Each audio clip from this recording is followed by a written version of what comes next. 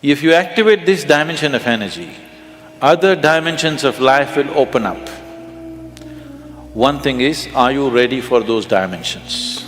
Kundalini Yoga in its essence is the most dangerous form of yoga. I'm saying dangerous because it's the most potent also. If you have to jump into an abyss, you should be insane or you should have enormous trust in somebody.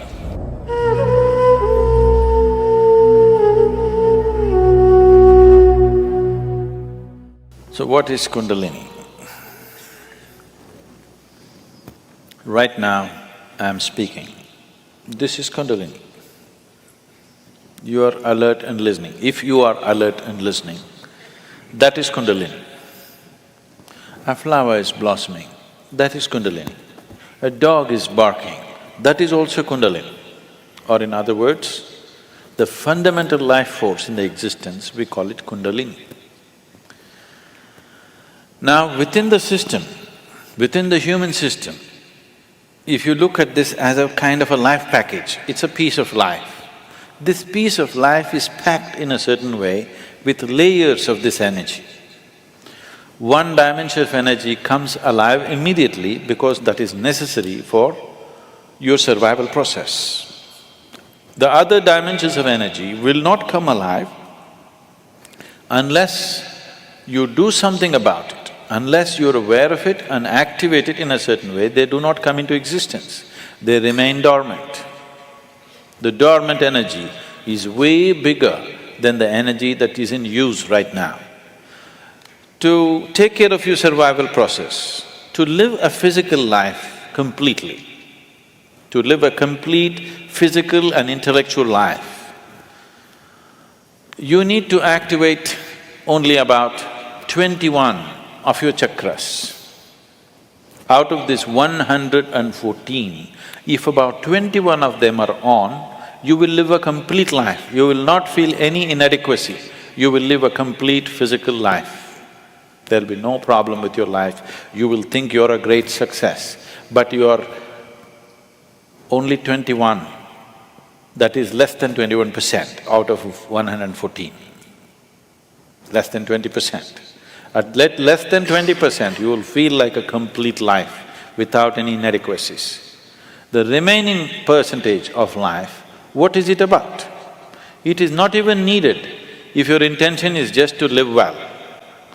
If you activate this dimension of energy, other dimensions of life will open up. One thing is, are you ready for those dimensions? The question is not about whether it's good or bad. The question is just about, are you ready for it? Because even if the best things in life come to your life, when you are not ready for it, it will not be a good thing for you. In your experience, it will not be a good thing if something came to you when you're not ready for it, isn't it so? Even if it's the greatest thing, it may be the greatest thing, but it came to you when you are not ready for it, then it is not a good thing, isn't it? So are you ready for it is the first question. If you're ready for it, what can we do for it? What can we do to activate? There are various ways of doing this, many ways, but the Kundalini Yoga, are people familiar with Kundalini Yoga, practicing or… okay.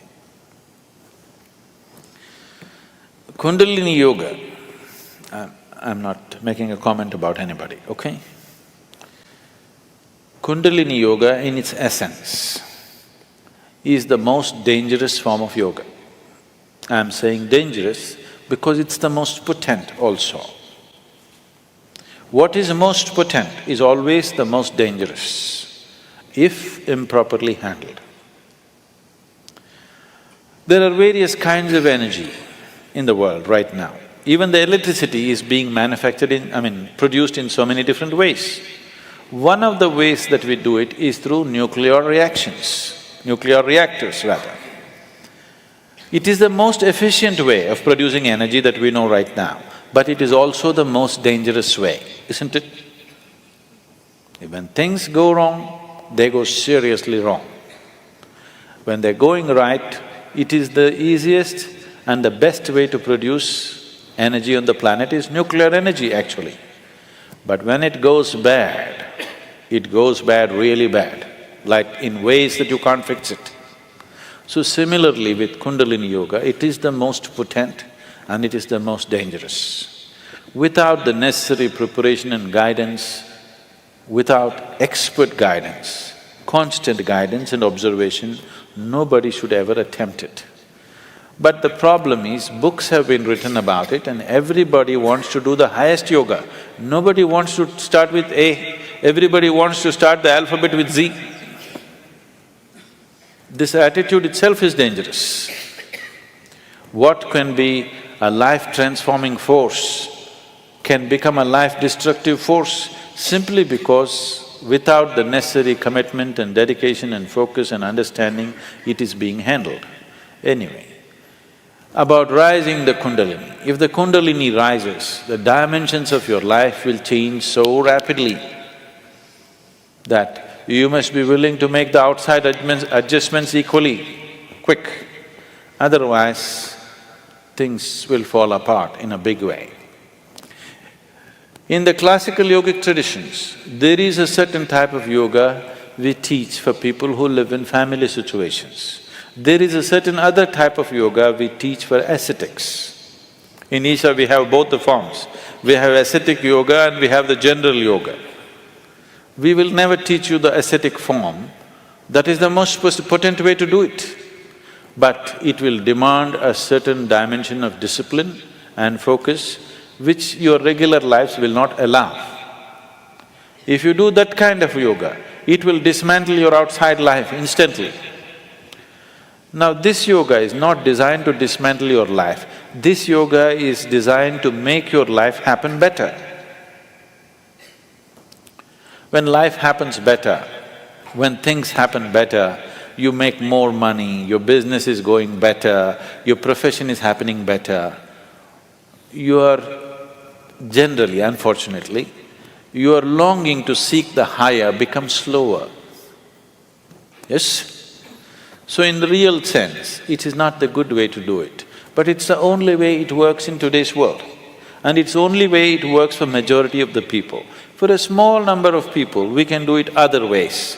We can bypass all these things and just do very powerful ways of doing things, but it will dismantle all social structures around them, which is not good for everybody to do. So these are different dimensions. Kundalini Yoga, if it has to be practiced, you must be in a certain kind of atmosphere. You cannot live in social situations and do Kundalini Yoga.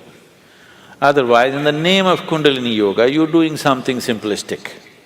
Otherwise, Kundalini Yoga can transform the way you are within days. Suddenly you find you are a stranger in your own home within 2 days of practice, because it will change everything about you. So can we raise the Kundalini? Yes, we can. One way is to create a conducive atmosphere so that slowly it rises.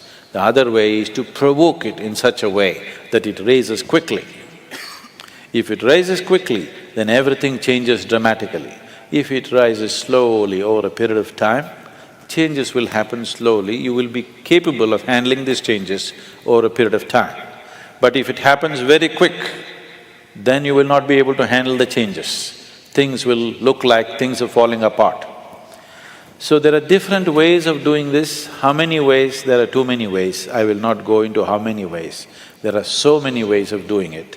Essentially, there are 112 ways of doing it. There are 112 ways in which you can take this up.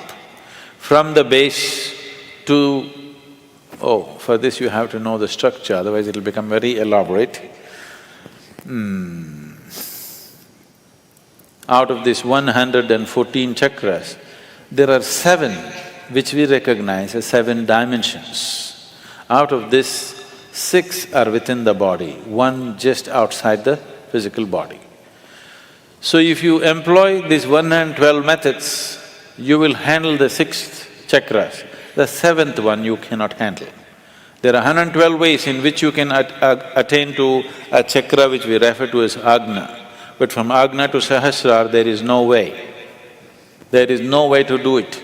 you just have to jump into an abyss. If you have to jump into an abyss, you should be insane, or you should have enormous trust in somebody. Somebody says jump, and you are jumping because you have such a deep trust in somebody that when he says jump, it has to be good for you. You simply jump into a bottomless pit. So, the journey from the Mooladhara to Ajna, there are 112 ways to get there. But from there to there is no way. It is just one jump that can happen in trust, in devotion or in madness. Choice is yours.